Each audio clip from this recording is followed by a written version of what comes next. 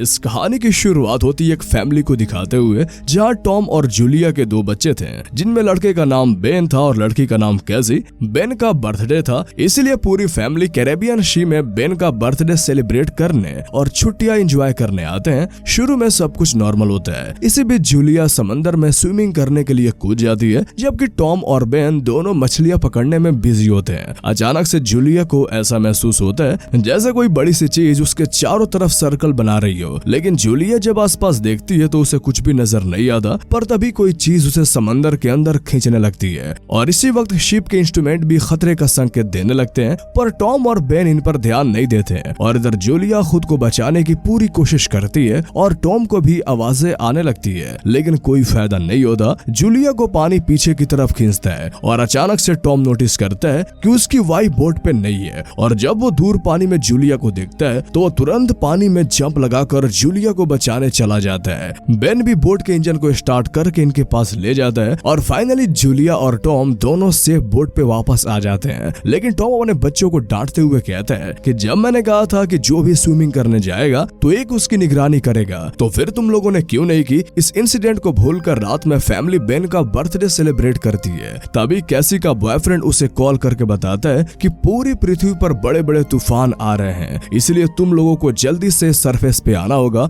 इतना बताते ही नेटवर्क गायब हो जाते हैं। कैसी जल्दी से आकर अपने पेरेंट्स को ये बातें बताती है। इससे पहले ये कुछ सोच पाते इन्हें बोट से किसी के टकराने की आवाज आती है और जब ये बाहर जाकर देखते हैं तो बाहर बहुत सारी वेल्स होती हैं। टॉम ये देखकर समझ जाता है कि वेल्स तभी ऐसा करती हैं जब तूफान दस्तक देने वाला होता है। एक तरफ तो इन्हें तूफान से बचना था और दूसरी तरफ इनके सामने वेल्स थी। तभी एक जोरदार झटका लगता है और जब टॉम जाकर इंजन चेक करता है तो पता चलता है कि टक्कर लगने से इंजन खराब हो गया है। टॉम जब वापस बोट पे आता है तो उसके कंधे पे एक बड़ा सा कट लगा होता है। जूलिया उसे जल्दी से स्टिच करती है। टॉम कहता है कि अभी हम इंजन रिपेयर नहीं कर सकते, हम समंदर के बीच में फंस गए हैं, अब इन्हें हेल्प के लिए किसी को बाहर से बुलाना होगा। कैसी जल्दी से बाहर आकर कॉल करने की ट्राई करती है, लेकिन नेटवर्क नहीं मिल पाते। इधर रेडियो भी पूरी तरह से बंद हो चुके थे। इन्हें समझ में नहीं आ रहा था कि अचानक से ये सब क्या और कैसे हो रहा है। टॉम अपनी फैमिली को बताता है कि हमारे पास सिर्फ 4 दिन का ही खाना और पानी है। टॉम कहता है कि अभी हम शिपिंग रूट पे हैं, इसलिए हो सकता है यहाँ से गुजरने वाली कोई शिप हमारी हेल्प करने के लिए आ जाए। इन लोगों को बाहरी दुनिया से कोई कांटेक्ट नहीं था, इसलिए इन्हें बाहर के हालातों का कुछ भी पता नहीं होता। अब ये लोग डिस्कस कर ही रहे होते हैं कि तभी बाहर भयंकर सी आवाज आती है और जब पूरी फैमिली आसमान में देखती है तो आसमान में बहुत सारे ऑब्जेक्ट्स नीचे धरती पर गिर रहे थे। एक ऑब्जेक्ट तो इनकी बोट के पास भी आने वाला था, इसीलिए टॉम बोट के इंजन को डैमेज होने के बाद भी उसे किसी तरह आगे बढ़ाता है और आगे बढ़ते ही वो ऑब्जेक्ट इनकी बोट की जगह पे आकर गिरता है, लेकिन ये लोग बच जाते हैं। अब इनका इंजन रिपेयर करने के लायक भी नहीं बचता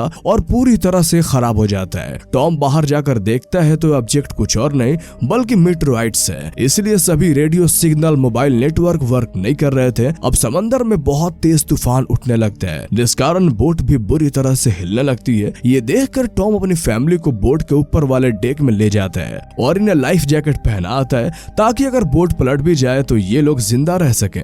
ग्रेविटी भी सबसे बुरी तरह से इफेक्ट होती है, जिस वजह से इन सब की नाक से खून बहने लगती है और फिर एक जोरदार झटका लगता है और सब लोग यहीं पे बेहोश हो जाते हैं। सुबह जब इन्हें होश आता है तब ये लोग देखते हैं कि इनकी बोट तूफान के झटकों की वजह से एक जगह से टूट चुकी है। लेकिन जब ये बाहर का नजारा देखते हैं तो इनके पैरों तले जमीन खिसक जाती है, क्योंकि जिस समंदर में तूफान आया था वो अब बंजर जमीन बन चुकी थी। पानी का नामो निशान तक नहीं था। टॉम कंपास निकाल कर उसे जब चेक करता है तो इसे पता चलता है कि जमीन के सभी पोल्स चेंज हो गए हैं, यानी नॉर्थ पोल पर साउथ पोल और साउथ पोल पर नॉर्थ पोल हो गया है। इसलिए जहाँ डेजर्ट थे वहाँ समंदर बन गए हैं और जहाँ समंदर थे अब वहाँ डेजर्ट बन गए हैं। टॉम ये भी बताता है कि अब दुनिया में कोई भी जिंदा नहीं बचा होगा। ये सुनकर कैसी शॉक रह जाती है, क्योंकि अब तक उसका बॉयफ्रेंड भी मारा जा चुका होगा, इसलिए वो बहुत रोती है। अब जूलिया सारा खाना इकट्ठा करने लगती है, लेकिन बेन गुब्बारों को हवा में उड़ा देता है ताकि अगर कोई जिंदा बचा हो तो उनकी मदद के लिए आ जाए। टॉम रेडियो के जरिए कांटेक्ट करने की कोशिश करता है और तभी टॉम को एक रिस्पॉन्स मिलता है और सामने वाला शख्स बताता है कि मैं सबमरीन का कैप्टन हूँ,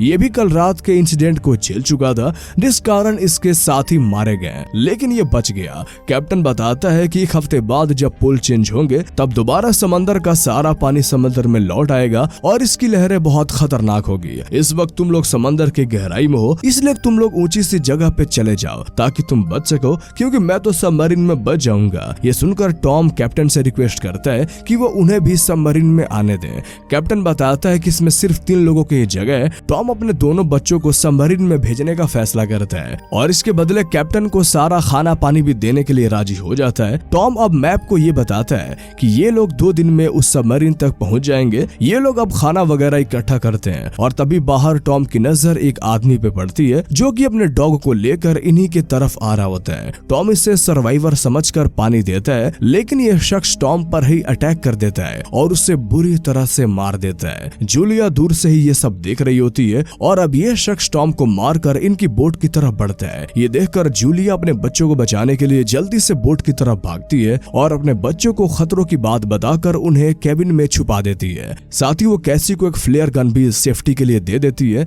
इतने में ही वो अनजान शख्स बोट के अंदर आ जाता है, जिसे देखकर जूलिया वॉशरूम में छुप जाती है और अपने जख्मों को स्टिच करने लगती है। इधर ये अनजान शख्स बोट को अच्छे से चेक करता है और खाना उठाकर खाने लगता है और बोट में घूमते हुए जरूरत का सामान तलाशने लगता है। इधर जूलिया बोट में बने होल से बाहर निकल आती है, लेकिन इस किलर की डॉग जूलिया को देखकर भौंकना शुरू कर देता है। अपने डॉग की आवाज सुनकर किलर भी इसकी तरफ बढ़ता है, लेकिन किलर के यहाँ आने से पहले ही जूलिया डॉग को मार देती है और खुद बोट के नीचे छुप जाती है। अपने डॉग को मरा हुआ देखकर किलर जूलिया को पकड़ने के लिए बोट से नीचे उतर जाता है, जबकि जूलिया जान बचाकर दूसरी साइड में बोट पे चढ़ जाती है और किसी तरह बोट के अंदर भी आ जाती है। लेकिन कुछ ही देर में किलर इसे पकड़ लेता है और इसे बुरी तरह से मारना शुरू कर देता है। कैसी ये सब छुप कर देख रही होती है, इसलिए वो जल्दी से अपनी माँ को बचाने के लिए फ्लेयर गन से इस पे शूट कर देती है, जिससे किलर तो ज्यादा जख्मी नहीं होता, लेकिन बोट में आग लग जाती है और वो जलने लगती है। जूलिया अपने बच्चों को लेकर जल्दी से यहाँ से बाहर निकलने लगती है और सरवाइव करने के लिए कुछ खाना इकट्ठा करने का फैसला करती है और तभी किलर फिर से जूलिया पे अटैक कर देता है। जूलिया किलर पर अटैक करके खाने का सामान लेकर बाहर निकल आती है। दोनों बच्चों जब अपने डैड की डेड बॉडी को देखते हैं तो वो बहुत रोते हैं। बेन के बैलून छोड़ने की वजह से किलर यहाँ पे आया था, इसीलिए बेन अपने आप को इस सब का जिम्मेदार समझता है, लेकिन जूलिया उसे समझाती है कि उसमें उसकी कोई गलती नहीं है।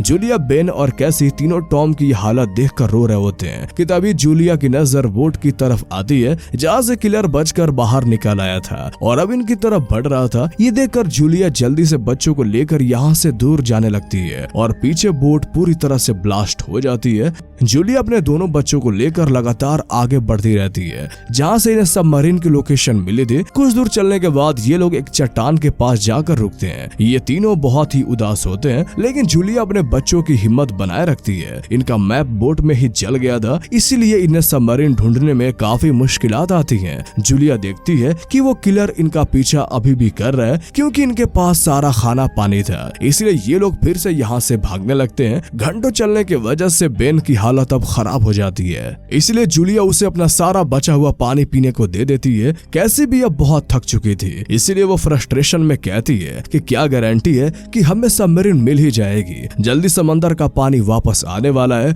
हम सब के सब मारे जाएंगे। लेकिन जूलिया अपने बच्चों की हिम्मत टूटने नहीं देती और कहती है कि मैं तुम्हें बचा लूंगी, बस हमें सबमरीन तक पहुंचना है। और ये फिर से तीनों आगे बढ़ने लगते हैं। कुछ ही दूरी पर इन्हें क्रैश प्लेन दिखाई देता है जो कभी पहले क्रैश होकर समंदर में नीचे दब गया था। ये लोग आज रात इसी में रुकने का फैसला करते हैं। यहाँ जूलिया कल रात की अपनी फैमिली फोटो देखती है और सोचती है कि एक रात में कितना कुछ बदल गया। इसके बाद सब लोग सो जाते हैं, लेकिन आधी रात को कैसी को कुछ आवाज आती है और जब वो बाहर जाकर देखती है तो उसके पीछे वही किलर खड़ा होता है। वो कैसी पे अटैक करने वाला होता है कि तभी जूलिया उसे मार देती है और अब इन्हें खतरे से छुटकारा मिल जाता है और फिर सब लोग सुकून की नींद सो जाते हैं। अगली सुबह जब ये लोग किलर की बॉडी को देखते हैं तो वो बहुत ज्यादा खराब हालत में होती है। ये देखकर ये तीनों समझ जाते हैं कि खाली समंदर भी बहुत ज्यादा खतरनाक है, इसलिए बॉडी की ये हालत हुई है। ये सब लोग सबमरीन की तरफ अब जाने लगते हैं, लेकिन रास्ते में बेन को इतनी ज्यादा प्यास लगने लगती है कि वो तालाब के जहरीले पानी को ही पीने लगता है। रात को ये लोग एक शेल्टर बनाकर यहीं पे रुक जाते हैं, लेकिन कुछ ही देर बाद जूलिया को कुछ अजीब सी आवाजें सुनाई देती है और जब वो बाहर जाकर देखती है तो बाहर बहुत सारे केकड़े होते हैं। जूलिया जूलिया जल्दी से अपने बच्चों को लेकर यहाँ से भागने लगती है और कुछ ही दूरी पर इन्हें एक शिप नजर आती है। इसके कंटेनर्स में कुछ लोग भी थे, लेकिन ये लोग इन्हें देखकर कंटेनर को लॉक कर लेते हैं। काफी देर तक ये तीनों उनसे रिक्वेस्ट करते रहे, लेकिन जब ये लोग उन्हें अंदर नहीं आने देते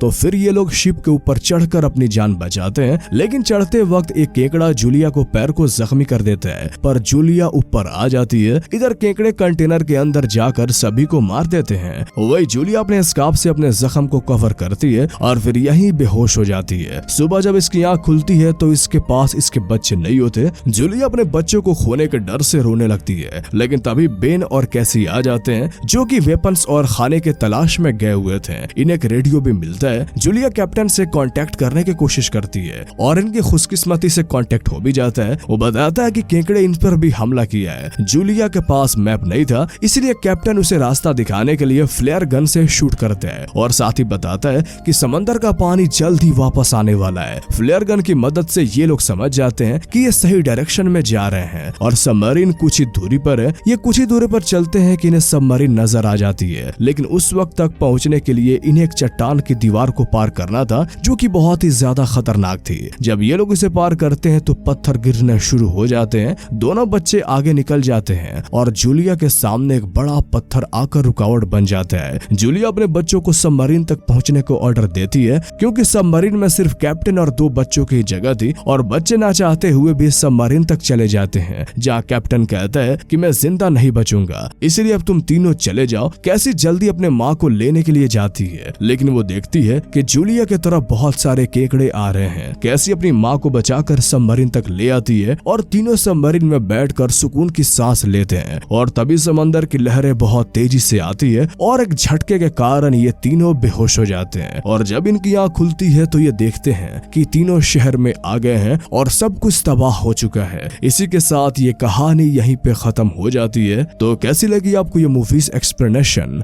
हमें कमेंट करके जरूर बताएं। और अगर आप इस तरह के और भी कहानियां सुनना चाहते हैं तो हमारे इस चैनल को सब्सक्राइब कर लें। तो फिर मिलते हैं आपसे अगले वीडियो में, तब तक के लिए गुड बाय।